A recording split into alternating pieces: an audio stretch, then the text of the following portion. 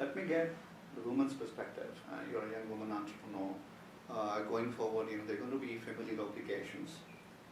Do you think that with time, because there's certainly been trailblazers in this space, and also from the ethnic space as well. I'm trying to understand from you, how do you look at the outside world, and do you feel that as a woman you have more of an opportunity, or there are some challenges that are more than younger men who are embarking on this journey? I think that's a good question. I think it raises a whole host of different issues. You mentioned family obligations, and then also kind of your relationship with your own peers in terms of moving forward. There are a couple points that come to mind, just on that issue. First of all, kind of addressing the competitive aspect.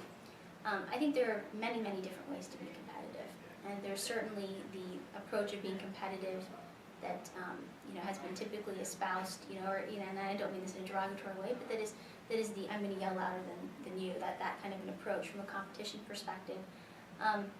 There are other ways to be competitive moving forward that might be more consistent with one's personality style, and it's not necessarily a male-female thing. Sometimes it's just personality. You have people that are very competitive, but they do so in a diplomatic way, and they make strategically, good decisions moving forward. And they do it with a sense of integrity and ethics in the way that they perform. And they can still be competitive. And I think that's particularly true in the high-tech arena, where whether it's semiconductors or biotech or medical devices, there is a high level of appreciation for strategically well-made and strategically well-executed decisions. So I think from a competition perspective, sometimes if you are a little different, you might close deals other people were not able to close. You might be able to form relationships that other people were not able to form, or you might look at a problem in a different way and resolve it using an approach other people hadn't considered. And sometimes you can take differences and use them in a way that actually can move things forward. From a family perspective, being brutally honest, to the extent that anybody thinks that entrepreneurship allows for a flexible schedule, that's just not true. The more I get into this, the more I realize that unless you make a conscious decision to kind of step back and back out, or there is so much work to do. There are only 24 hours in a day, and the challenges don't get easier as you move on. The challenges get harder, and there are more judgment calls, and there are more significant issues that you sometimes have to deal with as time goes forward. And that's not the signs of a poorly run business, it's just the way the reality goes. As growth happens, the significance of the decisions that you make increases. I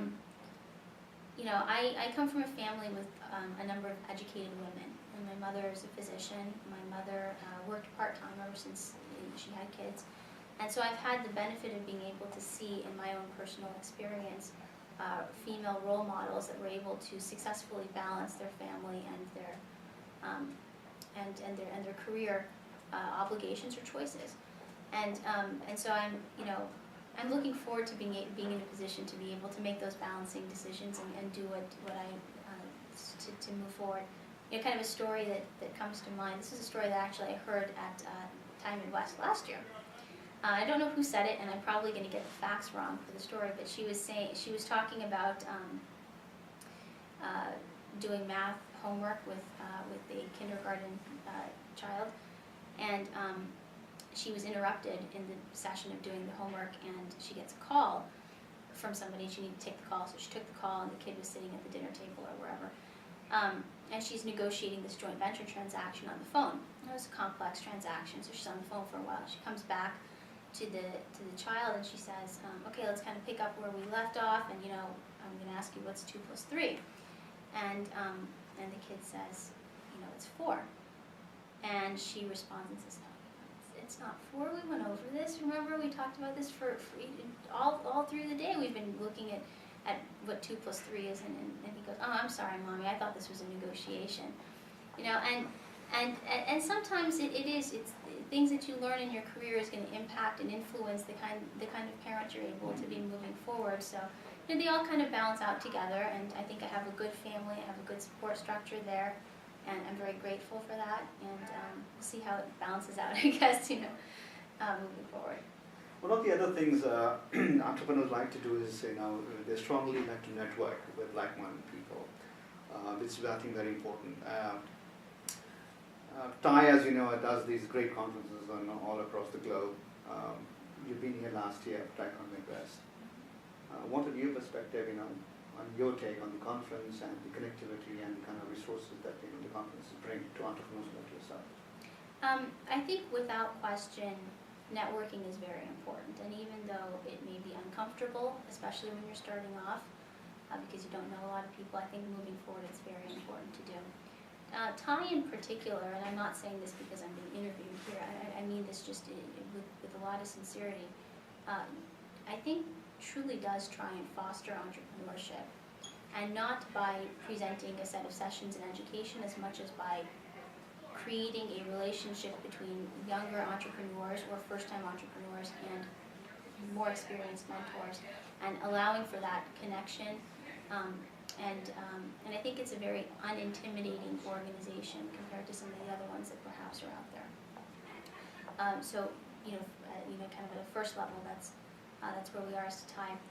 Conferences like this, and Invoice personal experience and my personal experience, have been very useful and helpful in identifying mentors, in identifying leads for investment transactions, in raising awareness of specific issues. When you hear somebody that's an industry expert talk on a particular issue and you're able to sit next to them at a lunch meeting. And I think all of those types of reasons just make it incumbent upon, especially early stage companies, to get involved with organizations like Thai or Thai, for all those reasons, and for a host of other ones that I may be looking at it from my perspective, and there might be other people that look at it from a different perspective. But I think these organizations really do help, and I was impressed last year. I think I told you last year with the energy that's out here at Tiecon Midwest, and similarly this year it's been a lot of fun to be here today. Again, Lubna, always a pleasure. Thank you. Thank you very much.